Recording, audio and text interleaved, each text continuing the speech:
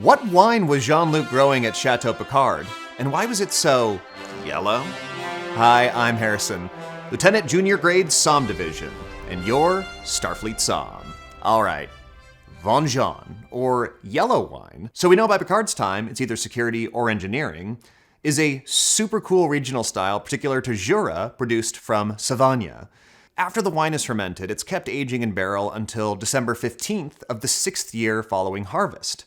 During this time, no additional wine is added to the barrel, so some evaporation occurs, and a voile, or veil of yeast, forms on top, preventing spoilage in a process that is extremely similar to how sherry is made. The resulting wine is dry, with nutty, curried notes. Now, fun fact about Vin Jaune, until January of 2025, the only way to get it in the United States was to smuggle it, probably with the help of some Orions.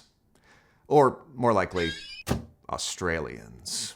See, Vin Jaune comes in a distinctive bottle shape called a clavelin, which holds 620 milliliters. Now, as legend has it, this is the exact amount of wine per liter that remains after the required 5-year aging process. However, the Tax and Trade Bureau, which regulates all imports and exports of alcohol in the United States, didn't allow for 620 milliliter bottles to be sold until January 2025.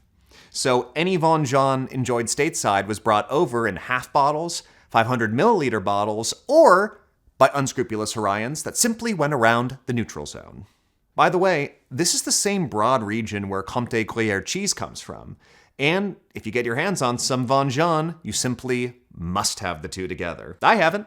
I'm just recommending it. Now, Vin de Paille, or straw wine, is another super unique regional delicacy. Vignerons take super ripe grapes and leave them to dry, traditionally on straw mats, but now more commonly on racks, for a minimum of 6 weeks after harvest, concentrating the sugars in the grapes.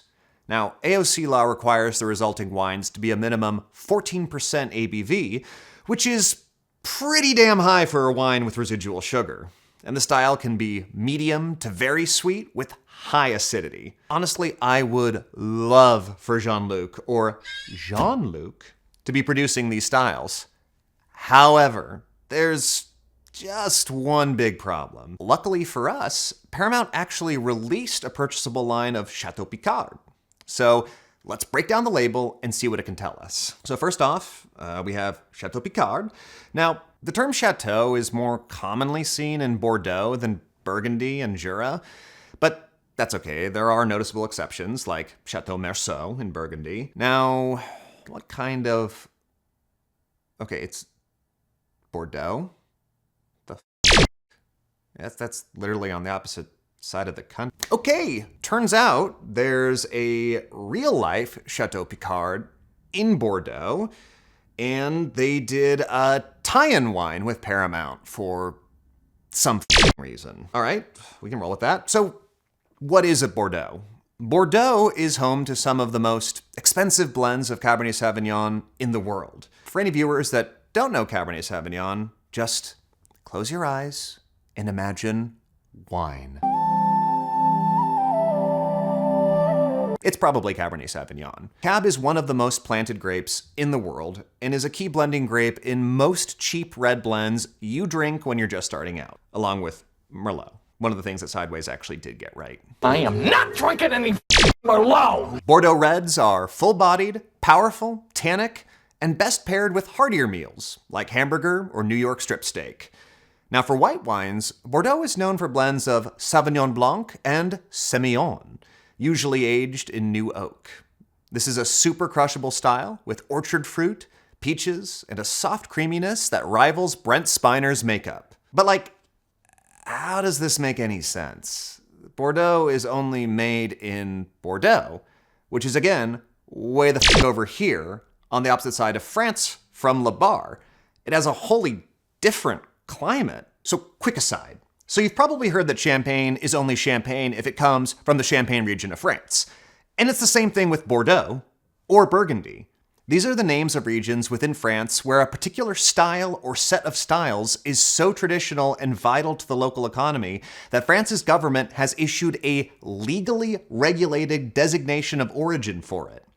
Champagne is just the regional name for a style of sparkling wine that undergoes secondary fermentation in bottle. Bordeaux is just a name for a family of fuller-bodied reds, oaked lighter-bodied whites, and sweet wines. At the most granular level, this is called an appellation d'origine contrôlée, or AOC.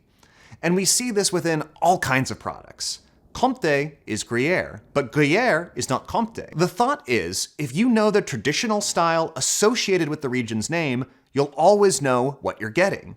It's a promised standard of style and quality. So you can totally have wine made from Bordeaux varietals in Napa or Sonoma or Chile, but it's not Bordeaux.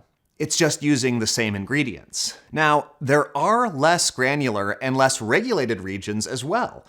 In France, these are known as IGPs, or Indication Géographique Protégée, which is less restrictive. For instance, you could have non-Bordeaux varietals in your vineyard in Saint-Emilion in Bordeaux, but because you are bottling them outside of those super specific AOC laws, you are not allowed to call your wine Saint-Emilion, but must instead refer to its place of origin by the larger IGP, l'Atlantique. Does this mean the wine is worse? Absolutely not. And in fact, many now internationally celebrated producers and bottles have come from this designation and either changed wine laws for the region or simply chugged along doing their own thing. So this just seems like a Paramount retrofit, just to move some merch and capitalize on a coincidental winemaker's name. In the process, wholly jettisoning the canon like an unstable warp core in favor of capitalism. I've dreamed of doing this for so long. Eject. And if living in a post-scarcity world also scares you, keep following along for more Starfleet, Somm. Don't forget to like and subscribe.